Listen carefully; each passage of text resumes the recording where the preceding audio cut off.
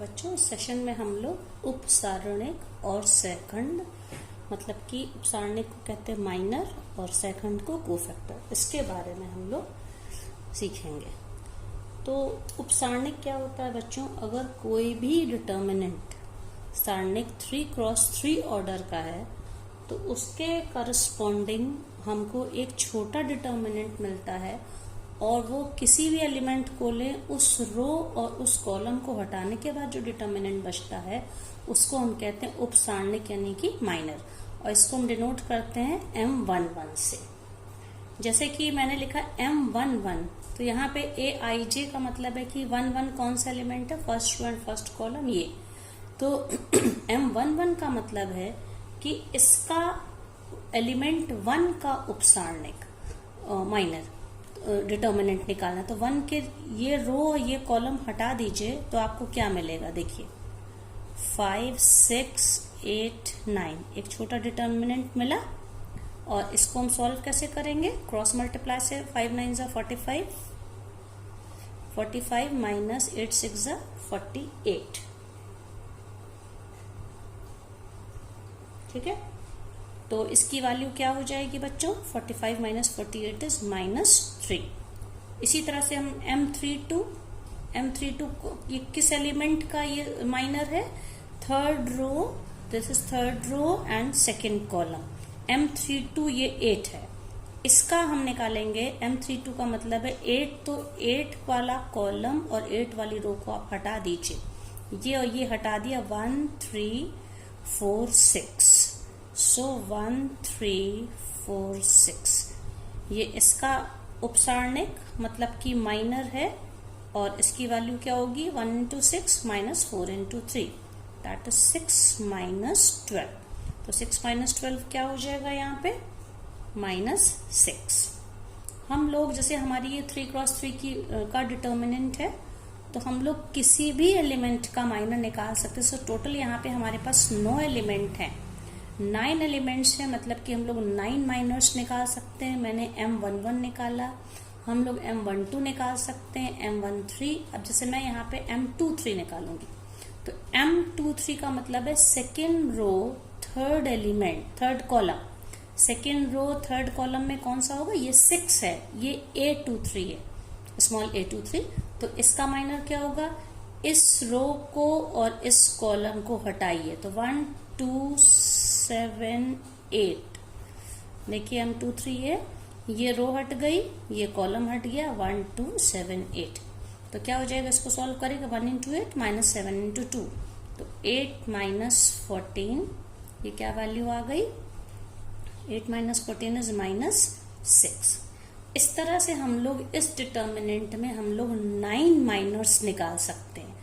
और जब हम लोग इसका माइनर निकालेंगे, M11, M12, M13, M21, M22, M23, M31, M32 and M33। और याद रखना है बच्चों, जो एलिमेंट सेलेक्ट करेंगे उस रो और उस कॉलम को आप हटा दीजिए। इस तरह काम हम लोग डिटर्मिनेशन को एक्सपांड वैल्यू निकालने में एक्सपेंशन से सीख चुके हैं। अब है कोफैक्टर। कोफैक्टर का सिंबल होता है, कोफैक्टर को कहते हैं सहखंड। इसका कैपिटल A सिंबल होता है, और कैपिटल A ये क्या होता है? ये जब हम किसी भी एलिमेंट का माइनर निकालें, उसका हम उसके साथ करस्पॉन्डिंग साइन ले लें, तो ये कोफैक्टर बन जाता है। ये चीज मैं आपको डिटर्मिनेंट की वैल्यू में पहले ही बता चुकी हूँ। जैसे जिस तरह से ये था plus minus plus minus plus minus, then again plus minus plus. तो ये साइन प्लस माइनस के कैसे डिसाइड होते थे? -1 to the power I plus j and MIJ।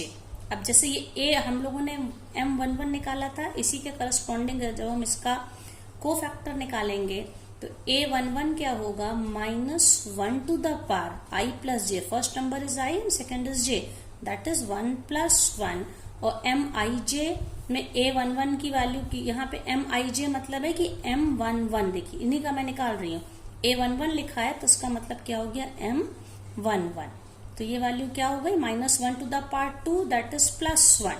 तो साइन प्लस हो गया, +1। और दूसरा M11 की वैल्यू आई है -3, तो A11 क्या हो जाएगा? -3। इस तरह A32 देखिए, तो -1 टू द पावर 3 + 2, और ये क्या लिखेंगे M32, क्योंकि ये था फॉर्मूला है IJ, जो चीज यहाँ है वही यहाँ पे है। -1 टू द पावर 3 + 2 क्या होगा बच्चों, -1 to the power 5, that is -1, और M32 की वैल्यू है -6, तो ओवरऑल वैल्यू क्या हो गई है 6। इसी तरह M23 निकालना है, -1 टू द पावर 2 + 3 M23, तो ये क्या हो जाएगा, -1 to the power 2 + 3 -1 to the power 5, that is -1, और M23 हमको फिर से मिला है -6, तो ये वैल्यू क्या हो जाएगी +6। अब इसी तरह जैसे M31 मान लीजिए लेना है, तो -1 टू द पावर 3 + 1, M31 क्या होगा बच्चों, देखिए इस डिटर्मिनेंट में थर्ड रो फर्स्ट कॉलम, तो फर्स्ट कॉलम थर्ड रो मतलब हमें 7 का माइनर लेना है। 7 का माइनर में इसको और इसको हटा दीजिए तो क्या बचेगा 2 3 5 6। M31 की क्या वैल्यू है 2 3 5 6, ठीक है। तो ये क्या हो जाएगा, -1 to the power 3 + 1 is -1 to the power 4, that is +1, और यहाँ पे 2 6 = 12 -5 3 = 15, तो ओवरऑल वैल्यू क्या आ जाएगी -3। इस तरह से हम लोग जब माइनर निकालते हैं तो डायरेक्ट हम जिस भी एलिमेंट का माइनर निकालना, वो रो वो कॉलम छोड़ के बचे हुए नंबर्स का डिटर्मिनेंट की वैल्यू निकालते हैं, और जब कोफैक्टर निकालना रहता है तो जिस एलिमेंट का कोफैक्टर निकालना उसका माइनर निकाल के और उस एलिमेंट में IJ की जो वैल्यू रहती है उससे हम इसका माइनर का साइन लगाते हैं। मतलब माइनर को जब हम साइन के साथ लेते हैं तो वो क्या बन जाता है, कोफैक्टर। अब इसकी एक ये प्रॉपर्टी होती है इसमें कि ये देखिए, ये जो A11, A12, A13 है, ये सिंबल्स हैं एलिमेंट के लिए। हम डिटर्मिनेंट में कोई भी रो सेलेक्ट करें या कोई भी कॉलम सेलेक्ट करें, और उस मान लीजिए मैंने फर्स्ट रो सेलेक्ट करी, फर्स्ट रो के एलिमेंट्स को हम सेकेंड रो के अगर कोफैक्टर से फर्स्ट रो के एलिमेंट को सेकेंड रो के कोफैक्टर से मल्टीप्लाई करें, या फर्स्ट रो के एलिमेंट्स को हम थर्ड रो के कोफैक्टर से मल्टीप्लाई करें तो हमें आंसर 0 मिलेगा।